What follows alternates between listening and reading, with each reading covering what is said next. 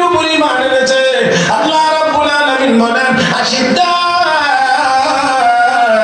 ওয়ালাল কুফার, কাফের বেঈমানদের মোকাবেলায় তারা বড় কঠোর। রুহামা বাইনাহুম, একে অপরের জন্য বড় দয়ালু, একে অপরের জন্য বড় দয়ালু। ও মুসলমান, সাহাবীদের গুণ আর বৈশিষ্ট্য হলো আল্লাহ নবীর সাহাবীরা রাহমাতুল লিল আলামিনের সাহাবীরা কাফের বেঈমানদের মোকাবেলায় ছিল বড় কঠোর, নিজেরা একে অপরের জন্য ছিল বড় দয়ালু। আমার বন্ধুরা, আপনার বন্ধুরা, আজকে সম্পূর্ণ উল্টা হয়ে গিয়েছে। আমরা নিজেরা বড় সবল, ফিলিস্তিনের পক্ষে ইসরায়েলের বিপক্ষে খুবই বুঝে না রে, বুঝে না। ও মুসলমান, আর না হয় 58টি মুসলিম দেশ থেকে এক যুগে যদি একটা বিবৃতি দেওয়া হইতো আর সহ্য করা হবে না। 24 ঘন্টার ভিতরে যদি হামলা বন্ধ না হয়, মুসলমানের উপরে হামলা যদি বন্ধ না হয়, আমরা অবশ্যই অ্যাকশনে যাব। তাহলে অবশ্যই এই হামলা আরো অনেক আগে বন্ধ হওয়ার কথা, আর এই চুক্তি টুক্তি কিছু লাগে না, এমনি বন্ধ হয়ে যেত। আমার বন্ধুরা, সাহাবায়ে কেরামের এক নাম্বার গুণ হলো তারা নিজেদের পারস্পরিক একে অপরের জন্য বড় দয়ালু, কাফের বেঈমানদের মোকাবেলায় বড় তারা কঠোর।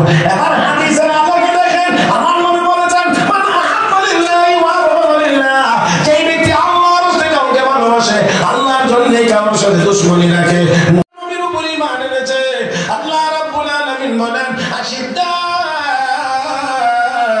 ওয়ালাল কুফার, কাফের বেঈমানদের মোকাবেলায় তারা বড় কঠোর।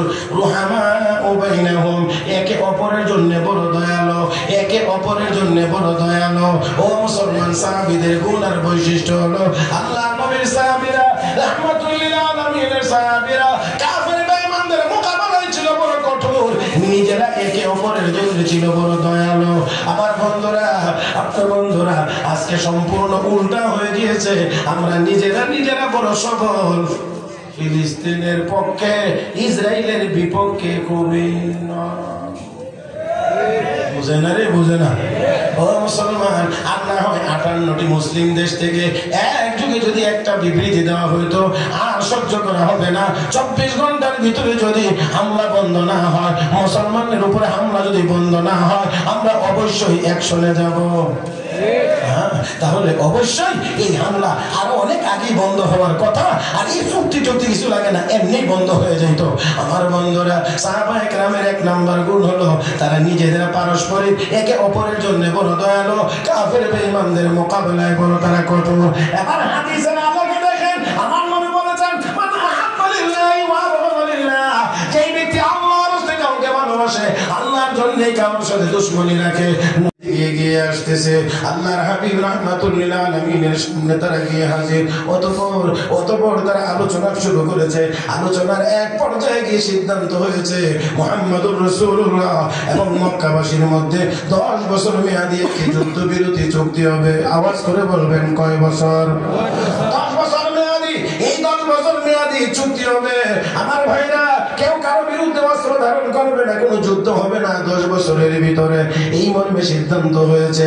এবার হলো এই সিদ্ধান্তের ভিতরে, এই চুক্তির ভিতরে কিছু শর্ত থাকবে, কিছু শর্ত সারাই থাকবে অবশ্যই। কিন্তু দেখা গেছে যতগুলো শর্ত দেখা যায় সবগুলোই মুসলমানের উল্টা। আল্লাহর নবী এই সবগুলো আস্তে আস্তে করে মেনে নিতেছেন। সাহাবায়ে কেরামের সহ্য হইতেছিল না, এমন ভাবে কেন নবী মেনে নিচ্ছেন, কিন্তু নবী তো নবী, এই জন্য কিছুই বলতে পারতেছেন না। আমার বন্ধুরা, এর ভিতরে একটা শর্ত ছিল এমন, কোন মুসলমান যদি মক্কা থেকে হিজরত করে মদিনায় চলে যায়, মুসলমান হইয়া যদি মদিনায় চলে যায়, তাহলে তাকে এই 10 বছরের ভিতরে হইলে মক্কার কাফেরদের হাতে ফেরত দিতে হবে। কিন্তু কোন মুসলমান যদি মদিনা থেকে ইসলাম ত্যাগ করে মক্কায় চলে আসে, তাহলে তাকে ফেরত দেওয়া হবে না। আল্লাহর হাবিব এই শর্তটাও মানছেন। তোমার আর সহ্য করতে পারলেন না, এবার নবীর কাছে গিয়ে বলেন ইয়া রাসূলুল্লাহ, ইয়া হাবিবাল্লাহ, ওগো নবীজি, আপনি কি সত্য নবী? না বলে হ্যাঁ, অবশ্যই সত্য নবী। ইসলাম ধর্ম কি সত্য ধর্ম? না বলে হ্যাঁ, অবশ্যই সত্য ধর্ম।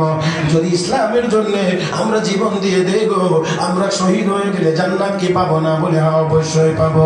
তাহলে এত দুর্বল হয়ে, এত নরম হয়ে কেন আমরা চুক্তি করতে যাব? রাহমাতুল্লিল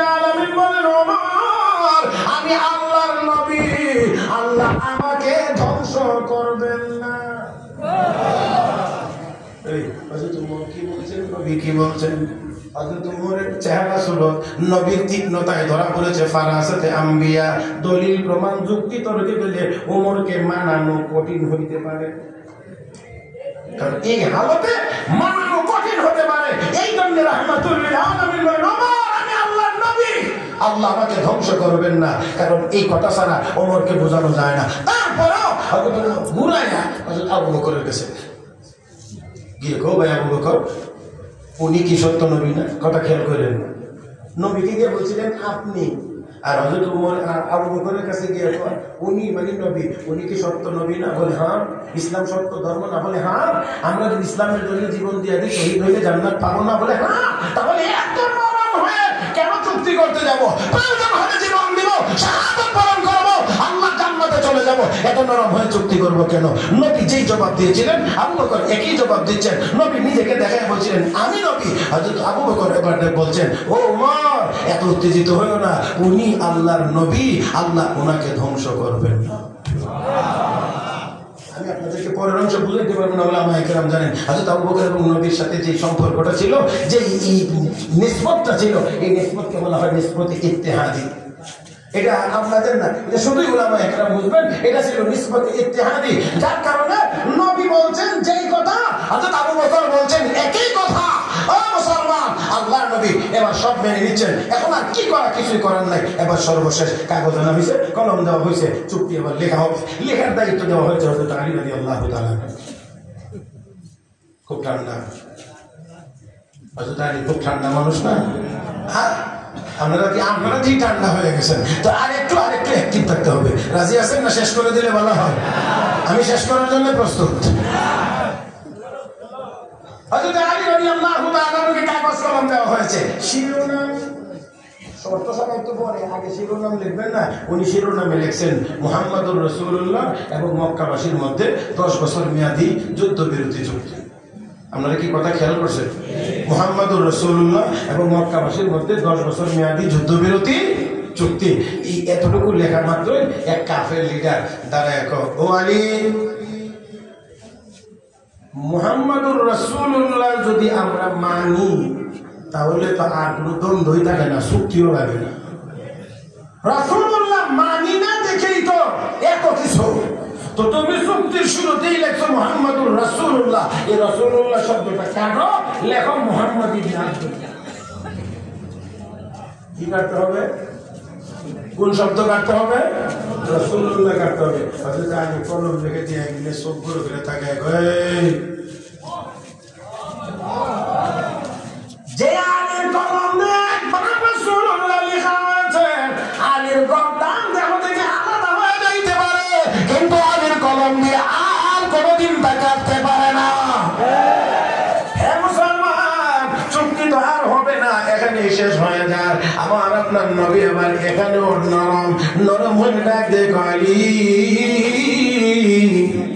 কাগজটা আমার সামনে আনো, কলমটা আমার হাতে দাও, লেখাটা আমাকে দেখায় দাও, কোন জায়গায় লিখছো রাসূলুল্লাহ, শব্দটা দেখায় দাও।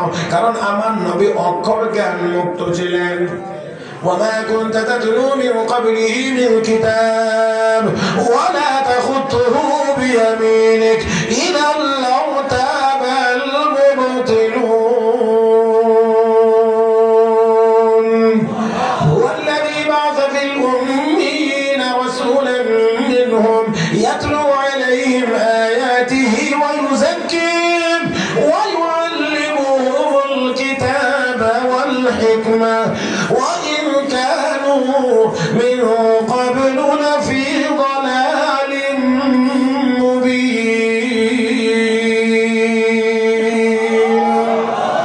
আমার আপনার নবী ছিলেন উম্মি উম্মি উম্মি। হে মুসলমান, ভালো করে খেয়াল করবেন, উম্মি আর অশিক্ষিত দুইটা কিন্তু এক না। হ্যাঁ, বুঝতে হবে, উম্মি আর অশিক্ষিত এক। আমার নবী বলেন উতিতু ইলমাল আউয়ালিন ওয়াল আখিরিন, আমার আগের যত মানুষ, আমার পরের যত মানুষ, সব মানুষ মিলে যত ইলম আল্লাহ আমাকে দিয়েছেন তত ইলম। কিন্তু নবী ছিলেন অক্ষর জ্ঞান মুক্ত। অক্ষরের নাম জ্ঞান না, অক্ষর হলো